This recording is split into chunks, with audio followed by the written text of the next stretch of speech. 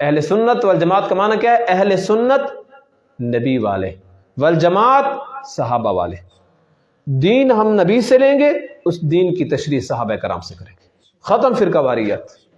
یہ جو کہتے ہیں نا فرقہ واریت فرقہ واریت، آؤ دین رسول اللہ صلی اللہ علیہ وسلم کو لو، اس دین کی تشریح صحابہ سے کرو، پھر دیکھتے ہیں کون سا فرقہ باقی رہتا ہے۔ نحمدہ و نصلی علی رسولہ الکریم، اما بعد فاعوذ باللہ من الشیطان الرجیم، بسم اللہ الرحمن الرحیم۔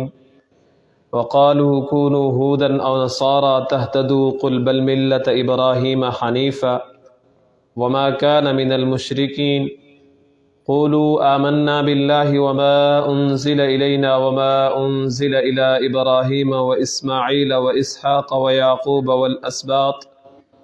والأسباط وما أوتي موسى وعيسى وما أوتي النبيون من ربهم لا نفرق بين أحد منهم ونحن له مسلمون فإن آمنوا بمثل ما آمنتم به فقد اهتدوا وإن تولوا فإنما هم في شقاق فسيكفيكهم الله وهو السميع العليم صبغة الله ومن أحسن من الله صبغة ونحن له عابدون صدق الله العظيم اللهم صل على محمد النبي الأمي وعلى آله وسلم تسلیما۔ معزز سامعین گرامی، ہماری اس خانقاہی محفل میں ہم نے جو سلسلہ رکھا ہے درس قرآن کریم کا، تاکہ ہمیں قرآن کریم کے بارے میں کم از کم اتنا پتہ چل سکے کہ جب ہم نماز کے اندر قرآن کریم کی تلاوت کر رہے ہوں، ہم کیا پڑھ رہے ہیں، جب امام نماز پڑھا رہا ہو امام کیا کہہ رہا ہے، کچھ نہ کچھ مفہوم تو انسان کے ذہن میں آ جاتا ہے۔ جب آپ یہاں پہ آئیں گے، بیٹھیں گے اور قرآن مجید کا ترجمہ اور تفسیر اس کی سنیں گے، پھر جب آپ کسی امام کے پیچھے نماز پڑھ رہے ہوں گے، تراویح پڑھ رہے ہوں گے، خود تلاوت کر رہے ہوں گے، تو وہ ایک نقشہ سا، ایک پس منظر، ایک مفہوم آپ کے دماغ میں ہوگا کہ اس کا مطلب یہ ہے، اس کا شان نزول یہ ہے، اور اس کے اندر فلاں فلاں واقعات شامل ہیں، تو قرآن کریم سے ایک آگاہی ہو جاتی ہے۔ تو آج کی اس محفل میں سورۃ البقرہ آیت نمبر 135 تا 138 اس کا ترجمہ اور اس کی تشریح پیش کی جائے گی۔ اللہ رب العزت فرماتے ہیں وَقَالُوا كُونُوا هُودًا أَوْ نَصَارَىٰ تَهْتَدُوا، اور وہ کہتے ہیں کہ یہودی یا عیسائی ہو جاؤ تو ہدایت پا جاؤ گے۔ قُلْ بَلْ مِلَّةَ إِبْرَاهِيمَ حَنِيفًا، آپ کہہ دیجئے کہ ملت ابراہیمی کی پیروی میں ہدایت ہے، جو کہ ایک اللہ کے بندے تھے، وَمَا كَانَ مِنَ الْمُشْرِكِينَ، اور تمہاری طرح مشرک نہ تھے۔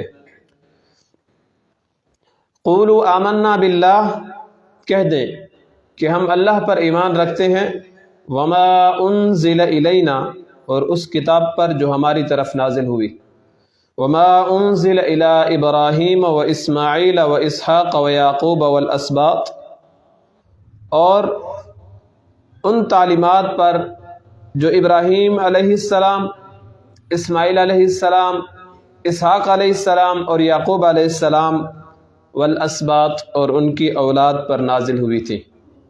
وما اوتی موسیٰ وعیسیٰ وما اوتی النبیون من ربہم، اور ان کتابوں پر جو موسیٰ اور عیسیٰ علیہم السلام اور تمام انبیاء کرام کو اپنے پروردگار کی طرف سے دی گئی تھی۔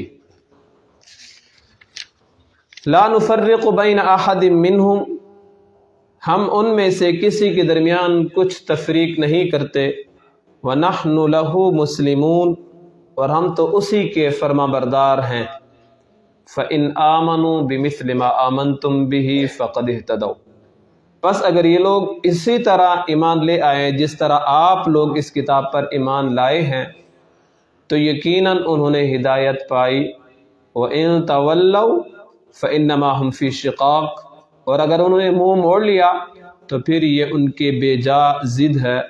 فَسَيَكْفِيكَهُمُ اللَّهُ، اور آپ کے لیے ان کے مقابلے میں اللہ ہی کافی ہے۔ وَهُوَ السَّمِيعُ الْعَلِيمُ، اور وہ سننے والا، جاننے والا ہے۔ صبغۃ اللہ، ہم نے اللہ کا رنگ قبول کر لیا ہے۔ ومن احسن من اللہ صبغہ، اور اللہ کے رنگ سے اور کس کا رنگ بہتر ہو سکتا ہے۔ ونحن له عابدون، اور ہم تو اسی اللہ کی عبادت کرنے والے ہیں۔ گزشتہ درس میں بھی بنی اسرائیل کی کچھ باتوں کا ذکر ہوا تھا، آج بھی بنی اسرائیل کا ذکر ہوگا۔ پچھلے مشرک جو تھے یہ دعویٰ کیا کرتے تھے کہ ہم ابراہیم علیہ السلام کی ملت پر ہیں، حالانکہ ملت ابراہیمی پر وہ ہوگا جو بندہ شرک سے کٹ کر ہو اور موحد ہو، توحید پرست ہو۔ پچھلے درس میں ابراہیم علیہ السلام اور ان کے بیٹوں کا ذکر ہوا تھا، اور آج کے درس میں بھی ابراہیم علیہ السلام کا ذکر ہے، اور ساتھ میں یہود و نصارہ کی تردید بھی ہے۔ یہود و نصارہ اور مشرکین، یعنی یہودی، عیسائی اور مشرک لوگ، یہ تینوں ملت ابراہیمی کے مخالف تھے۔ عبداللہ ابن سوریہ ایک یہودی عالم تھا، نبی کریم صلی اللہ علیہ وسلم کے پاس آیا اور نبی کریم صلی اللہ علیہ وسلم کو کہا کہ یہودیت قبول کر لو۔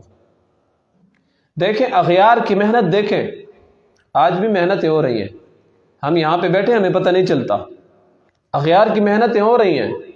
جس طرح ہماری تبلیغی جماعت کام کرتی ہے، اس طرح ان کے بھی جماعت والے کام ہوتے ہیں، ان کی بھی ایک قسم کی شیطان کے راستے کی تبلیغ ہوتی ہے، لوگوں کو غلط راستے کی طرف، کفر کی طرف بلانا، شرک کی طرف بلانا، اور مختلف قسم کے ان کو لالچ دیے جاتے ہیں۔ کہیں پہ شادی کا لالچ دیا جائے گا اور کہیں پہ نوکری کا لالچ دیا جائے گا۔ جو سب سے بڑے ان کے طریقے ہیں کسی بندے کو کیچ کرنے کے، کسی بندے کو وصول کرنے کے، کسی بندے کو ورغلانے کے، تو ان کے یہ دو طریقے ہیں، نوکری اور شادی۔ ہاں آپ کی شادی کر دیں گے، آج کل جیسے آپ سنتے ہیں اور آپ کو معلوم بھی ہے کہ شادی مہنگی ہو چکی ہے، یعنی ہمارے رواجات کی وجہ سے، تو یہ ہم فری میں آپ کی شادی کر دیں گے، فلاں صاحب ہیں وہ آپ کو رشتہ دے دیں گے۔ وہ بندہ خوش ہو جاتا ہے کہ اس مہنگائی کے دور میں میری شادی مفت میں ہو رہی ہے، ہم آپ کو نوکری بھی دے دیں گے، لیکن ساتھ میں ایمان برباد کر دیں گے۔ تو اس لیے ان معاملات میں بہت زیادہ سوچنا چاہیے۔ تو عبداللہ بن سوریہ نے نبی کریم صلی اللہ علیہ وسلم کو یہودیت کی دعوت دی، تو حضرت رسول اللہ صلی اللہ علیہ وسلم نے عبداللہ بن سوریہ کو کہا کہ نہ تو تم موسیٰ علیہ السلام کے راستے پر ہو، نہ عیسیٰ علیہ السلام کے راستے پر ہے، کیونکہ یہودیت تورات کی مسخ شدہ صورت ہے۔ تورات کو انہوں نے تبدیل کر دیا، تحریف کر دی، اس کے اندر مسائل تبدیل کر دیے۔ اور انجیل، یہ بھی نصرانیت انجیل کی مسخ شدہ ہے، انجیل کو تبدیل کر دیا، بس وہ عیسائیت بن گئی۔ اصل میں یہودی تو حضرت موسیٰ علیہ السلام کو ماننے والے تھے، تورات پر ایمان رکھنے والے تھے، لیکن اپنی کتابوں کے اندر تبدیلی کر دی۔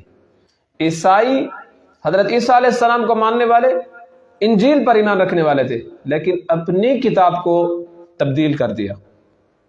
آج بھی عیسائیوں کے پوپ اور پادری اس بات کو مانتے ہیں، قبول کرتے ہیں کہ ہماری کتاب کے اندر 3000 تبدیلیاں ہو چکی ہیں۔ 3000 تبدیلیاں کوئی بڑی بات، چھوٹی بات نہیں ہے۔ جیسے قرآن کریم کے اندر ایک تبدیلی آ جائے، مثلا سورۃ اخلاص کو دیکھیں، قل هو اللہ احد اللہ الصمد لم یلد ولم یولد، اگر کسی قرآن کے نسخے میں آ جائے لم یلد ولم یولد، جیسے کوئی بچہ پڑھے گا تو فوراً استاد کو کہے گا استاد صاحب میرے قرآن میں یہ غلط لکھا ہوا ہے، کہے گا نا؟ تو وہی استاد اس قرآن مجید کی جو کمپنی ہوگی، ان کا نمبر دیا ہوتا ہے، ان کے ساتھ رابطہ کرے گا، آپ کی جو فلاں چھاپ ہے اس کے اندر قرآن مجید کے اندر غلطی ہوئی ہے، وہ قرآن مجید کے نسخے واپس کریں گے سارے کے سارے، کہ اس نسخے کے اندر ہم سے کتابت میں غلطی ہو گئی ہے، کمپوزر سے غلطی ہو گئی ہے کہ اس نے لم یلد زیر کی بجائے زبر لگا دی۔ ہر حافظ نوٹ کر لے گا اس بات کو۔ یہ ایک غلطی کی بات کر رہا ہوں۔ عیسائیوں کے انجیل میں 3000 غلطیاں، یہ خود تسلیم کرتے ہیں کہ ہماری انجیل میں 3000 غلطیاں ہیں، اور 3000 غلطیاں ایسے نہیں، 3000 تبدیلیاں ہیں، پورے مسائل کو تبدیل کر دیا، پوری کتاب کو تحریف کر دیا۔ پچھلے آسمانی کتابیں جتنی بھی تھیں اللہ تعالیٰ نے ان کی حفاظت کی ذمہ داری امتوں کے ذمہ لگائی تھی، لیکن قرآن مجید کی حفاظت کی ذمہ داری اللہ تعالیٰ نے خود لی ہے۔ انا نحن نزلنا الذکر وانا لہ لحافظون۔ پھر اسی کی حفاظت مختلف طریقوں سے ہو رہی ہے، سینہ بسینہ بھی حفاظت ہو رہی ہے، استاد شاگرد کو پڑھاتا ہے، شاگرد حافظ بن جاتا ہے، اور پھر اس کے سامنے اگر کوئی غلط نسخہ رکھا جائے، اگر کوئی غلطی ہو جائے، زبر زیر کا فرق ہو جائے، بہت مرتبہ ایسا ہوا کہ یہ کتابت والوں سے غلطی ہو جاتی ہے، کمپنی والوں سے، تو فوراً وہ آ جاتے ہیں کہ یہاں پہ، یا کبھی دیکھیں کوئی صفحہ آگے پیچھے ہو جائے، بڑے تو چھوڑے، کئی مرتبہ ہمارے یہاں بھی اس طرح ہوا ہے کہ جب یہ سپارے دکان سے لاتے ہیں، بازار سے لاتے ہیں، تو کوئی صفحہ آگے پیچھے ہو تو کہتے ہیں استاد صاحب میرے تو سبق اتنا آئی این دیتے تو وہ سبق کو نہیں سور کے دیتے، یعنی وہ سبق کہاں پہ چلا گیا؟ ایک صفحہ آگے پیچھے ہو جائے نا تو سپارہ پڑھنے والا بچہ بھی سمجھ لیتا ہے کہ اس کے اندر کچھ نہ کچھ فرق ہے، اور پھر پورے قرآن کے اندر کوئی تبدیلی لائی جائے اور ایک حافظ اس کو دیکھ لے تو وہ سمجھ جائے گا کہ اس کے اندر تبدیلی ہے۔ تو اللہ تعالیٰ نے اس کی حفاظت کے ذمہ لے لیا۔ تو عبداللہ ابن سوریہ نے نبی کریم صلی اللہ علیہ وسلم کو دعوت دی تم یہودی بن جاؤ۔ نبی کریم صلی اللہ علیہ وسلم نے اس کو کہا کہ موجودہ جو یہودیت ہے یہ تو حضرت موسیٰ علیہ السلام کا طریقہ نہیں ہے، حضرت موسیٰ علیہ السلام نے تو اسی طرح شریعت نہیں بتائی تھی جس طرح تم چل رہے ہو، اسی طرح حضرت عیسیٰ علیہ السلام نے یہی راستہ نہیں بتایا تھا جس طرح آج کل عیسائی کر رہے ہیں۔ پتہ ہے انجیل برنباس، یہ جو عیسائیوں کی انجیل ہے، بڑی انجیل ہے جس کو لکھنے والے تابعی ہیں، اس کو عیسائی نہیں مانتے۔ کیوں نہیں مانتے؟ وجہ یہ ہے کہ اس انجیل کے آخری چیپٹر میں لکھا ہوا ہے کہ میں اللہ کا بندہ اور رسول ہوں، میرے بعد ایک نبی رسول آئے گا، اسمہ احمد، اس کا نام احمد ہوگا، یہ انجیل میں لکھا ہوا ہے۔ اسی وجہ سے عیسائی اس کو نہیں مانتے، پھر رسول اللہ صلی اللہ علیہ وسلم پر ایمان لانا پڑے گا۔ لیکن نسبت انجیل برنباس کی ہے، ان کی 5 اناجیل چلتی ہیں، یوحنا، متی، لوقس، ان کے چلتے مختلف قسم کی، جو تابعین نے لکھے ہیں، یعنی جو عیسیٰ علیہ السلام کی تابعین تھے ان کی مانتے ہیں، جو صحابی نے لکھے عیسیٰ علیہ السلام کی اس کو نہیں مانتے۔ اب صحابی کی نسبت زیادہ ہے یا تابعی کی نسبت زیادہ ہے؟ صحابی کا مقام زیادہ ہے، تو انجیل برنباس لکھنے والے عیسیٰ علیہ السلام کے صحابی ہیں، اس کو عیسائی نہیں مانتے اور باقی کو مانتے ہیں۔ تو بہرحال نبی کریم صلی اللہ علیہ وسلم نے اس کو کہا کہ یہ تو تمہاری موجودہ جو یہودیت ہے، یہ طریقہ تو حضرت موسیٰ علیہ السلام کا نہیں تھا۔ تو پھر اللہ تبارک و تعالیٰ نے خود جواب دیا، وَقَالُوا كُونُوا هُودًا أَوْ نَصَارَىٰ تَهْتَدُوا، اور وہ کہتے ہیں کہ یہودی اور عیسائی بن جاؤ تو ہدایت پاؤ گے۔ قل، اے پیغمبر آپ کہہ دیجئے، بل ملت ابراہیم حنیفہ، بلکہ ملت ابراہیمی کی پیروی میں ہدایت ہے۔ ابراہیم علیہ السلام کے راستے پر چلو نا، تم کہتے ہو کہ ہم ملت ابراہیمی پر ہیں، تو ابراہیم علیہ السلام کے راستے پر چلو۔ ابراہیم علیہ السلام تو بچپن ہی سے موحد پرست تھے، توحید پرست تھے، انہوں نے تو نبوت کے ملنے سے پہلے بھی شرک کا رد کیا تھا اور بتوں کے سر قلم کیے تھے، تو تم اپنے آپ کو ابراہیم علیہ السلام کی طرف منسوب کرتے ہو اور لوگوں کو یہودیت کی دعوت بھی دیتے ہو اور چلتے شرک کے راستے پر ہو۔ تو شریعت محمدیہ جو ہے نبی کریم صلی اللہ علیہ وسلم کی شریعت، یہ ملت ابراہیمی پر ہے، ہم ملت ابراہیمی پر ہیں، اس کی تفسیر پیچھے گزر چکی ہے۔ امت تو ہم رسول اللہ صلی اللہ علیہ وسلم کے، ملت ہم ابراہیم علیہ السلام کے، طریقے ہمارے ابراہیم علیہ السلام کے، شریعت ہماری رسول اللہ صلی اللہ علیہ وسلم کے، بنیاد ہماری حضرت ابراہیم علیہ السلام کی ہے، پھر اس کے اصول ہمارے رسول اللہ صلی اللہ علیہ وسلم کے۔ دیکھیں ایک درخت ہوتا ہے نا، درخت کا ایک کیا ہوتا ہے، تنا ہوتا ہے، مرجے کو آگے دیں، اور پھر اس سے شاخیں ہوتی ہیں۔ ہمارا تنا اور جڑیں اور اصل ایک ہے ابراہیم علیہ السلام، پھر آگے شاخیں تبدیل ہو رہی ہیں مختلف قسم کی۔ حضرت اسماعیل علیہ السلام کی شریعت میں فرق ہوگا، پھر نبی آتے رہے، عیسیٰ علیہ السلام کی شریعت میں فرق ہوگا، یہ بھی ملت ابراہیمی پر تھے، کیونکہ ابراہیم علیہ السلام اس کے اسماعیل علیہ السلام کے جو نسل سے آئے ہیں، حضرت عیسیٰ علیہ السلام یہ تو حضرت اسحاق علیہ السلام سے تھے، باقی جو نبی حضرت اسماعیل علیہ السلام کی نسل سے آئے ہیں تو وہ ابراہیم علیہ السلام کی ملت پر تھے۔ ابراہیم علیہ السلام کی ملت پر جو بندہ ہے یہی صحیح راستے پر ہے، تو ہم ملت ابراہیم علیہ السلام کی اور امت رسول اللہ صلی اللہ علیہ وسلم کی ہیں۔ تو اللہ تعالیٰ نے کیا کہا؟ بل ملت ابراہیم حنیفہ، نہیں، ملت ابراہیمی کی اتباع میں ہدایت ہے۔ حنیفہ جو اللہ کے ایک بندے تھے، وما کان من المشرکین، اور تمہاری طرح مشرک نہیں تھے۔ حنیف کسے کہتے ہیں؟ حنیف عربی کے اندر اس اونٹ کو کہتے ہیں جس کے پاؤں میں کجی ہو، ٹیڑھا پن ہو، وہ ایک سائڈ پہ جا رہا ہوتا ہے، ٹیڑھا پن ہو۔ اور حنیف کا معنی یہاں پہ یہ کریں گے کہ ہر طرف سے ہٹ کٹ کر صرف ایک اللہ کی طرف ہونا، اسے کہتے ہیں حنیف۔ امام ابو حنیفہ کا جو لقب تھا نا، ابو حنیفہ، ہر جگہ پہ ابو کا معنی باپ نہیں ہوتا، ہر جگہ پہ ابو کا معنی باپ نہیں ہوتا عربی کے اندر۔ ابو تراب، حضرت علی رضی اللہ تعالیٰ عنہ کی کنیت تھی ابو تراب، مٹی کے باپ، مٹی کا بھی باپ کوئی ہوتا ہے۔ حضرت ابو ہریرہ رضی اللہ تعالیٰ عنہ، عبدالرحمن رضی اللہ تعالیٰ عنہ، ان کے کنیت تھی ابو ہریرہ، بلی کے باپ، بلونگڑے کے باپ۔ بھلا بلی کا بھی کوئی باپ ہوتا ہے؟ تو ابو کا معنی والا۔ حضرت علی رضی اللہ تعالیٰ عنہ، حضرت فاطمہ رضی اللہ تعالیٰ عنہ آپس میں تھوڑی تو میں ہوئی، آپس میں گھر کے اندر تھوڑی سی بات، تو حضرت علی رضی اللہ تعالیٰ عنہ اٹھ کر چلے گئے، خفا ہو گئے، اور گئے مسجد میں گئے۔ لوگ کہتے ہیں نا ملا کی دوڑ مسجد تک، حضرت علی کی دوڑ مسجد تک تھی، ملا کی دوڑ مسجد تک۔ تو ہمیں اس فکرے پہ فخر ہے، جو اس کو طنز سے کہتے ہیں نا، طنز سے، تو وہ کہتے رہے ملا کی دوڑ مسجد تک، یہ رسول اللہ صلی اللہ علیہ وسلم نے سکھایا ہے۔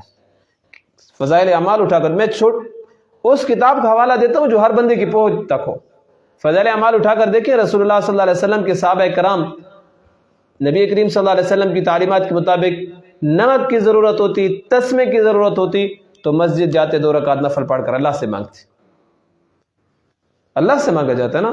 تو مسجد تک کیا؟ تو مسجد کا معنی یہ نہیں، یہ ہمارے لوگوں نے اس جملے کو غلط سمجھا ہوا ہے۔ نبی ایک حکم کو اس مسجد دعا منجن شروع اس کا مطلب یہ ہوتا ہے کہ ملا کی دوڑ مسجد تک، شاید ابتدا میں یہ جملہ صحیح ہو لیکن بعد میں اس کا مفہوم غلط لے لیا گیا ہو، کہ وہ جب جاتا ہے اپنی پیشی، اپنا مقدمہ، اپنا کیس اللہ کے سامنے رکھتا ہے، اللہ کے سامنے رکھتا ہے۔ میں اگر اپنے 1-2 کیس بتا دوں تو شاید آپ لوگ کہیں گے کہ اپنی جان کی تعریف کر رہا ہے۔ تو میرے ساتھ اس طرح کے 2 واقعات ہوئے ہیں، بہت بڑے بڑے واقعات تھے، لیکن میں نے مقدمہ اللہ تعالیٰ کے سامنے رکھا۔ 2 واقعات ایسے تھے، ایک طرف بہت بڑے بڑے، وہ پتہ نہیں کہاں تک اداروں تک چلے گئے، میرے مد مقابل جو بندہ تھا، اور ایک عالم تھا، مجھے کہا آپ ہاتھ پاؤں مارو، کوشش کرو، محنت کرو، فلاں بندہ جو ہے اس کے بڑے لمبے لمبے ہاتھ ہیں، فلاں کرنل کے ساتھ، فلاں میجر کے ساتھ، اس کے ہاتھ ہیں، فلاں خان کے ساتھ، ڈیر اسماعیل خان اور آس پاس کے نام لیے، میں نام نہیں لیتا، وہاں تک اس کی رسائی ہے۔ میں نے اس کے سامنے تو نہیں کہا، لیکن میں نے کہا اس سے بڑی ایک رسائی بھی ہے، اور وہ رسائی اللہ تعالیٰ کی ہے۔ وہاں پہ مقدمہ رد بھی نہیں ہوتا، یہاں پہ مقدمہ رد ہو سکتا ہے، آپ نے رشوت نہیں دی تو کام ختم ہو سکتا ہے، وہاں پہ رشوت کی ضرورت بھی نہیں ہے، اخلاص کی ضرورت ہے، اخلاص سے مانگا جائے۔ وہی بات ہوئی، کچھ دن کے اندر اسی طرح ہی ہو گیا۔ ایک دوسرا واقعہ بھی اس طرح تھا کہ ایک دوسرے موقع پہ 15 سے 20,000 اور 20,000 سے 25,000 اتنی رقم لوگوں نے دی۔ میں ریاکاری کے لیے نہیں، صرف آپ کو سمجھانے کے لیے، ترغیب کے لیے کہ اگر اللہ سے مانگا جائے نا تو اللہ تعالیٰ ضرور عطا فرماتے ہیں۔ تو میں نے سوچا کہ میں 20,000 وہاں پہ دوں، کیوں نہ وہ میں اللہ تعالیٰ کی راہ میں دے دوں۔ تو میں وہاں پہ چلا گیا ایک دکاندار کے پاس، میں نے کہا اتنے میرے شاگرد ہیں، ان کو میں نے چاول کھلانے کتنا خرچہ آ جائے گا؟ تو اس نے کہا یہ تقریباً 5-6 ہزار اور 7 ہزار کے درمیان۔ میں نے کہا چلو سامان بناؤ۔ اس نے سامان تیار کیا، اس وقت جو میرے پاس تھے 5,000 روپے میں نے نقد دے دیے، باقی میرے پاس اس وقت نہیں تھے۔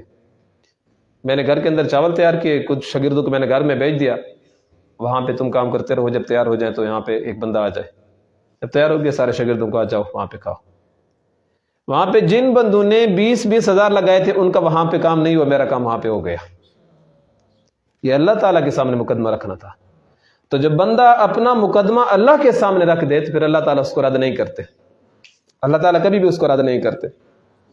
تو میں بات کر رہا تھا حضرت علی رضی اللہ تعالیٰ عنہ کی، حضرت علی رضی اللہ تعالیٰ عنہ کی دوڑ مسجد تک، مسجد میں گئے، وہاں پہ لیٹ گئے. اس وقت تو یہ سہولیات نہیں تھی نا، یہ قالینیں اور یہ چٹائیاں. یہ جو مسئلہ ہے کہ جب آپ سجدہ کرنے کے لیے جائیں تو ہاتھ کے ساتھ کنکریاں صاف نہ کریں سجدے کی جگہ پہ. یہ اس وقت ہے، وہاں پہ کوئی قالینیں اور چٹائیاں نہیں ہوا کرتی تھی. پھر جاتے تھے تو پھر سجدے کے لیے کنکریاں یوں کر دیتے تھے، پھر سجدہ کرتے تھے. تو منع کیا گیا ہے، یہ مکروہ ہے نماز کے اندر اس جگہ کو صاف کرنا. البتہ ایک مسئلہ اور لوگوں نے نکالا ہوا ہے کہ جب بندہ نماز پڑھ رہا ہو تو سجدے والی جگہ پہ وہ نہ رکھے، چادر نہ رکھے. لیکن اس کا مجھے کوئی حوالہ نہیں ملا. ایک عالم نے بھی مجھے کہا، میں نے کہا رکھ سکتا ہے، کیوں نہیں رکھ سکتا؟ جب ایک مصلی رکھا ہوا ہے، چٹائی رکھی ہوئی ہے، قالین رکھی ہوئی ہے، تو چادر کیوں نہیں رکھ سکتا؟ رومال کیوں نہیں رکھ سکتا؟ کہا وہ صحابہ کو حضور صلی اللہ علیہ وسلم نے منع نہیں کیا تھا. میں نے کہا وہ تو کنکریاں برابر کرنے کے لیے منع کیا تھا، یہ تھوڑی کہا تھا کہ وہاں پہ کوئی چادر نہ رکھو. اگر صحابہ وہاں پہ چادر رکھ دیتے حضور صلی اللہ علیہ وسلم منع کرتے. یہ تو الگ مسئلہ، یہ الگ مسئلہ ہے وہاں پہ کہ نماز کے ساتھ انسان کی کھیل نہ ہو، یہ مسئلہ تھا. تو بہرحال بات لمبی ہو جائے گی. حضرت علی رضی اللہ تعالیٰ عنہ مسجد میں گئے. رسول اللہ صلی اللہ علیہ وسلم گئے اپنی بیٹی کے گھر، حضرت فاطمہ کے گھر. فاطمہ بیٹی، حضرت علی کہاں ہے؟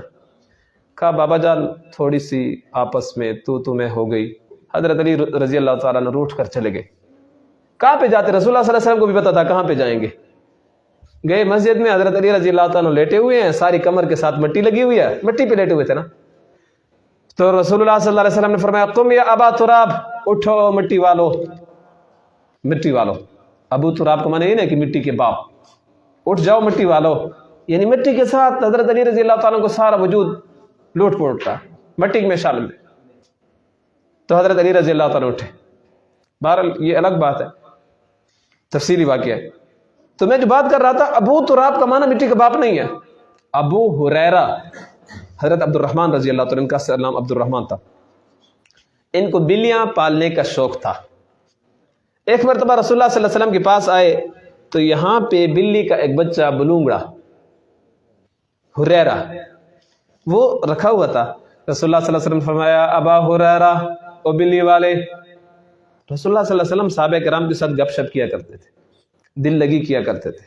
گپ شپ اس کو کہتے ہیں مزاح، ہنسی مزاح، یعنی کسی کا دل نہ ٹوٹے.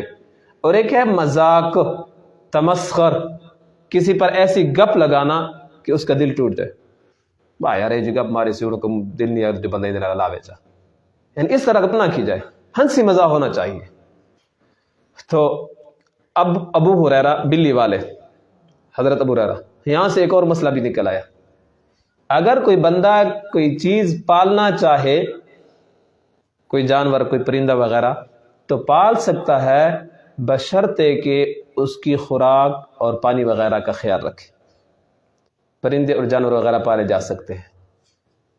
حضرت انس رضی اللہ تعالیٰ عنہ کے چھوٹے بھائی ہیں عمیر، ان نے ایک بلبل پالی ہوئی تھی، بلبل. تو ایک دفعہ وہ ان کی بلبل مر گئی، پریشان تھے. تو رسول اللہ صلی اللہ علیہ وسلم نے فرمایا یا ابا عمیر ما فعل النغیر، او عمیر تمہاری بلبل کا کیا ہوا. یعنی رسول اللہ صلی اللہ علیہ وسلم نے ایک قسم کی اس کے ساتھ تعزیت کی کہ تمہاری بلبل کا کیا بنا. ٹھیک ہے، تو کوئی پرندہ وغیرہ پالنا، جانور وغیرہ پالنا بشرطے کہ اس کی خوراک کا خیال رکھا جائے، خیال رکھا جائے تو پھر پالے جا سکتے ہیں. تو ابو ہریرہ بلی والے. ابو حنیفہ خالص دین پیش کرنے والے، خالص دین پیش کرنے والے. ابو حنیفہ کا معنی نہیں کہ امام ابو حنیفہ کی کوئی بیٹی تھی اس کے باپ ہیں ابو حنیفہ. امام ابو حنیفہ کی بیٹی تھی بھی نہیں، ایک بیٹا تھا جس کا نام تھا حماد. امام ابو حنیفہ کے استاد کا نام حماد، بیٹے کا نام بھی حماد تھا. تو امام ابو حنیفہ کو ابو حنیفہ اس لیے کہتے ہیں کہ امام ابو حنیفہ نے خالص دین پیش کیا. کیوں؟ اللہ نے دین اتارا، رسول اللہ صلی اللہ علیہ وسلم نے صحابہ کو دین سکھایا، صحابہ کرام نے دین پھیلایا، امام ابو حنیفہ نے لکھوایا. صحابہ کرام نے کسی نے پورا دین لکھ کر نہیں دیا. علامہ جلال الدین سیوطی رحمۃ اللہ علیہ فرماتے ہیں اول من دون علم الشریعت ورتبہ ابوابا فہو ابو حنیفہ. سب سے پہلے جس نے دین لکھ کر دیا ہے وہ امام ابو حنیفہ ہے. سب سے پہلے امام ابو حنیفہ صحابہ کے شاگرد تھے نا، چھوٹی موٹی بات نہیں، صحابہ کے شاگرد. حضرت انس رضی اللہ تعالیٰ عنہ، انس رضی اللہ تعالیٰ بار بار فضائل اعمال کے اندر آتے، یہ حضرت امام ابو حنیفہ کے استاد ہیں. حضرت عائشہ بنت اجرد یہ امام ابو حنیفہ کی استانی ہیں. 12 صحابہ کرام کا ذکر ملتا ہے جو امام ابو حنیفہ کے استاد ہیں. 27 صحابہ کرام کے لگ بھگ امام ابو حنیفہ نے ان کی زیارت کی ہے. 80 کے قریب امام ابو حنیفہ نے صحابہ کرام کا زمانہ پایا، 30 سال صحابہ کرام کا عرصہ پایا، صحابہ کرام کا زمانہ پایا۔ امام ابو حنیفہ کی پیدائش ہے 80 ہجری میں، اور صحابہ کا دور چلتا ہے 110 ہجری تک۔ 30 سال صحابہ کے دور میں امام ابو حنیفہ رہے، 30 سال۔ ابو حنیفہ اس لیے کہتے ہیں کہ خالص دین پیش کیا۔ تو اللہ نے دین اتارا، نبی علیہ السلام نے دین سکھایا، صحابہ کرام نے دین پھیلایا۔ ساری زندگی صحابہ کرام کی جہاد میں گزری، تو صحابہ کرام نے دین لکھ کر نہیں دیا، صرف قرآن مجید لکھ کر دیا، وہ بھی مجبوری کی شکل میں کہ جب ایک جنگ کے موقع پہ تقریباً 1200 صحابہ کرام جو حافظ تھے وہ شہید ہوئے، تو پھر صحابہ کرام بیٹھ گئے۔ حضرت بکر صدیق نے حضرت عمر کو بلایا، باقی کو بلایا، کہا اب قرآن مجید کو جمع کیا جائے۔ پہلے تو تختیوں پہ تھا نا، پتھر پہ لکھا ہوا، کسی اونٹ کے وہ جو مونٹے والی کندھے والی جو ہڈی تھی اس پہ لکھا ہوا، یا کسی لکڑی پہ لکھا ہوا، تو ان کو ایک جگہ پہ جمع کیا گیا، ایک جگہ پہ سب سے پہلے حضرت بکر صدیق نے جمع کیا۔ بس اس کے علاوہ مسائل کو اکٹھا نہ کر سکے، کیوں؟ کوئی صحابی کہیں پہ ہے، کوئی کہیں پہ ہے، کوئی یمن میں ہے، کوئی دوسرے علاقے میں ہے، تو جہاد کر رہے ہیں وہاں پہ، تو قرآن لکھ کر دیا، حدیث لکھ کر نہ دے سکے۔ سب سے پہلے امام ابو حنیفہ نے دین لکھ کر دیا۔ پھر اس کے بعد جب امام ابو حنیفہ نے لکھ کر دیا، کچھ راستے سے اتر گئے، کچھ راستے سے گزر گئے۔ ایک راستہ ہوتا ہے نا، کوئی بندہ راستے سے اتر جاتا ہے اور کوئی بندہ راستے سے آگے چلا جاتا ہے، یہ دو راستے آئے۔ تو دیوبند والوں نے ایک درمیان والا راستہ اختیار کیا، ہم نہ پٹڑی سے اتریں گے، نہ ہم پٹڑی سے گزریں گے، ہم پٹڑی پر چلیں گے، یہی راستہ اختیار کیا، جس کو اعتدال والا راستہ کہتے ہیں۔ نہ حد سے گزریں گے اور نہ حد سے اتریں گے، نہ دین کو کم کریں گے نہ دین کو زیادہ کریں گے، کیونکہ اس کے بعد دین کے اندر کمی زیادتی شروع ہو گئی۔ کچھ نے بدعات کے سلسلے میں دین کے اندر اضافہ شروع کر دیا، اے دعا بھی منگو چا کچھ نہیں تھیندا تے، اے دعا بھی منگو چا کچھ نہیں تھیندا تے، اے کم بھی کرو چاہتے، کل پڑھو چاہتے، فلان کرو چاہتے، عشاء کرو چاہتے، کچھ بھی نہیں تھیندا، اپنی طرف سے شروع کر دیا۔ اور کچھ نے پھر کام کر دیا، نہیں تراویح 20 رکعت کیوں پڑھتے ہو، 8 رکعت پڑھو، 8 رکعت پڑھو، قربانی آپ اتنی کیوں کرتے ہو، اتنی کرو۔ بہرحال مختلف قسم کے کم کر دیا کچھ لوگوں نے، کچھ نے اضافہ کر دیا۔ دیوبند والوں نے دین کو ایک جگہ پہ رکھا۔ یہ دیوبند کسی فرقے کا نام نہیں ہے۔ علامہ اقبال کے نزدیک ہر معتدل مزاج بندہ وہ دیوبندی ہے، جو نہ دین کے اندر کمی کرے نہ دین کے اندر زیادتی کرے، معتدل شخصیت جس کو کہتے ہیں۔ تو حنیف کہتے ہیں کہ جو بندہ ایک طرف مائل ہو، تو اللہ تعالیٰ فرمایا ملت ابراہیم حنیفہ۔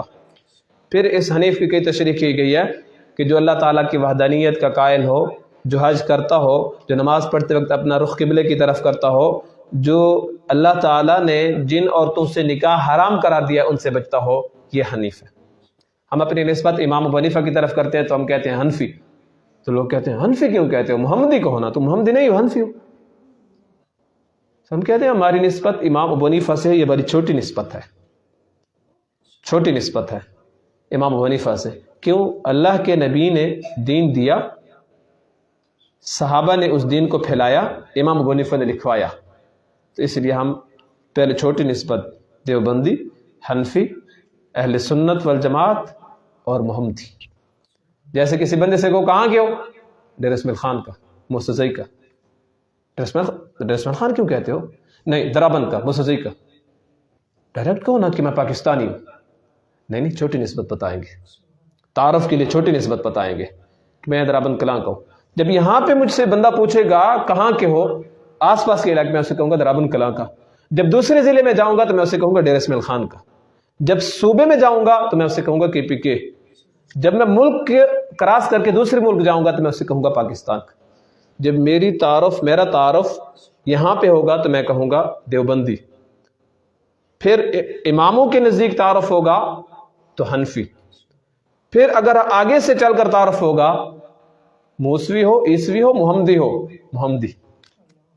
موسیٰ علیہ السلام کی شریعت والے ہو، عیسیٰ علیہ السلام کی شریعت والے، یا رسول اللہ صلی اللہ علیہ وسلم کی شریعت محمدی والے ہیں۔ یہ آخری نسبت ہے، بڑی نسبت ہے۔ ہم محمدی بھی ہیں، ہم اہل سنت والجماعت بھی ہیں، ہم حنفی بھی ہیں، ہم دیوبندی بھی ہیں، اور اس بات پہ ہمیں کوئی شرم اور کوئی آر محسوس نہیں ہوتی۔ ایک بندہ کہتا ہے یہ تو فرقہ پرستی ہے۔ میں نے کہا پھر اپنے نام کے ساتھ میاں خیل لکھنا چھوڑ دو، شاہد خیل لکھنا چھوڑ دو، یہ اور برز خیل لکھنا چھوڑ دو، یہ بھی تو قومیت پرستی ہے۔ کہتے یہ تو تعارف ہے. میں نے کہا وہ بھی تعارف ہے, ایک آپ کا قومی تعارف ہے. اللہ تعالیٰ فرماتے ہیں انا جعلناکم یا ایھا الناس انا خلقناکم من ذکر وانثی وجعلناکم شعوبا وقبائل لتعارفوا. یہ قبیلے تعارف کے لیے, یہ نہیں ہے کہ میرا فلاں قبیلے سے فلاں خاندان سے تعلق ہے تو میں بہت بڑی اونچی ہستی ہوں. نہیں, ان اکرمکم عند اللہ اتقاکم. عزت والا بندہ وہ ہوگا جو پرہیزگار ہے. خاندان کے ساتھ نہیں ہے, خاندان کے ساتھ نہیں ہے کہ میرا اونچا خاندان ہے, بڑے خاندان والا ہوں تو میں عزت والا ہوں. عزت والا وہ ہے جو بندہ گناہوں سے اپنے آپ کو بچاتا ہے, شریعت کے راستے پر چلتا ہے. یہ سب سے بڑا.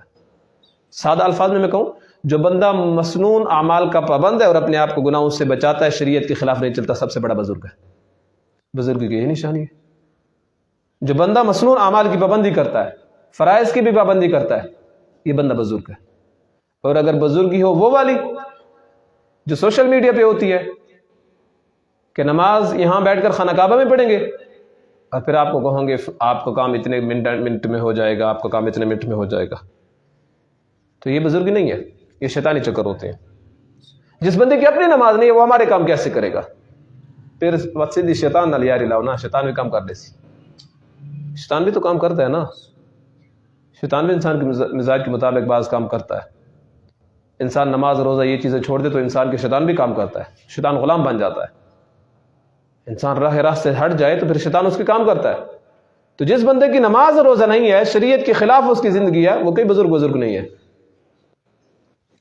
تو بہرحال بل ملت ابراہیم حنیفہ وما کان من المشرکین. ابراہیم علیہ السلام وہ شرک کرنے والوں میں سے نہیں تھے. قولوا آمنا باللہ, کہو کہ ہم ایمان لائے ہیں اللہ تعالیٰ پر.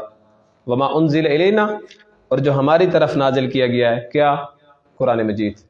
وما انزل الی ابراہیم, اور وہ چیز جو ابراہیم علیہ السلام پر نازل کی گئی, ابراہیم علیہ السلام کی طرف, و اسماعیل علیہ السلام کی طرف, و اسحاق علیہ السلام کی طرف, و یعقوب علیہ السلام کی طرف, والاسباط, اور ان کی اولاد میں سے جتنے بھی نبی آئے ہیں.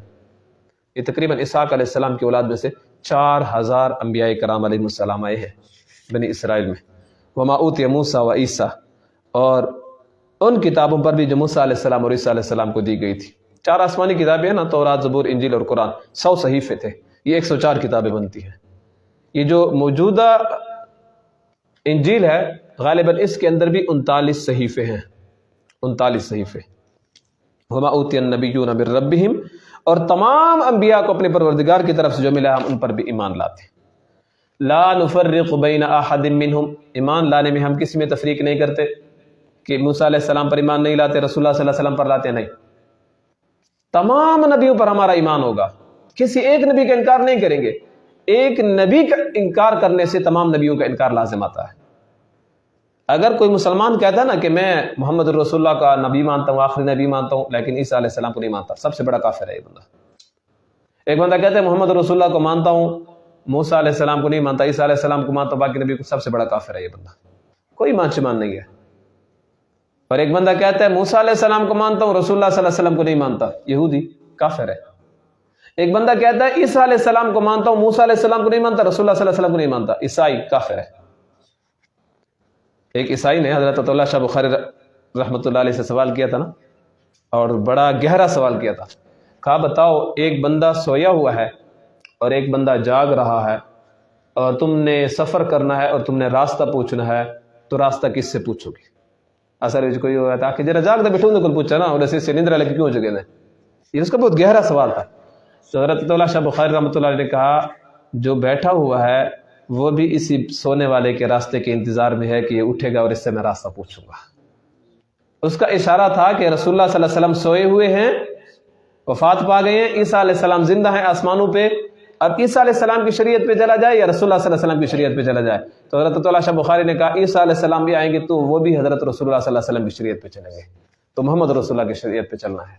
اب تو ساری شریعتیں منسوخ ہو چکی ہیں. منسوخ کا معنی کہ ان پہ ہم چل نہیں سکتے, ایمان لائیں گے. آمنت باللہ وملائکتہ وکتبہ ورسلہ, ساری چیزوں پر ایمان ہے, کتابوں پر بھی, رسولوں پر بھی, لیکن مانی جائے گی تو یہی ایک قرآن مجید مانا جائے گا. تعلیمات چلیں گے تو اس قرآن مجید کے چلیں گے, باقی تعلیمات نہیں چل سکتے. وَنَحْنُ لَهُ مُسْلِمُونَ, ہاں تفریق نہیں کرتے ہم ایمان لانے میں. البتہ تیسرے پارے کی ابتدا اللہ تبارک و تعالیٰ نے کی ہے تلک الرسل فضلنا بعضهم علی بعض، اللہ تعالیٰ نے بعض رسولوں کو بعض رسولوں پر فضیلت دی ہے۔ سب سے بڑھ کر جو مرتبہ ہے وہ رسول اللہ صلی اللہ علیہ وسلم کا ہے، پھر ابراہیم علیہ السلام کا ہے، پھر موسیٰ علیہ السلام کا۔ یہ مراتب ہیں، مراتب اللہ تعالیٰ نے عطا کیے، مراتب ہم مانتے ہیں، لیکن اتنے بھی حد سے نہیں گزرتے کہ ہم کسی نبی کی تکریم کرتے کرتے کرتے کسی دوسرے نبی کی کیا کرتے، تحقیر کر دیں۔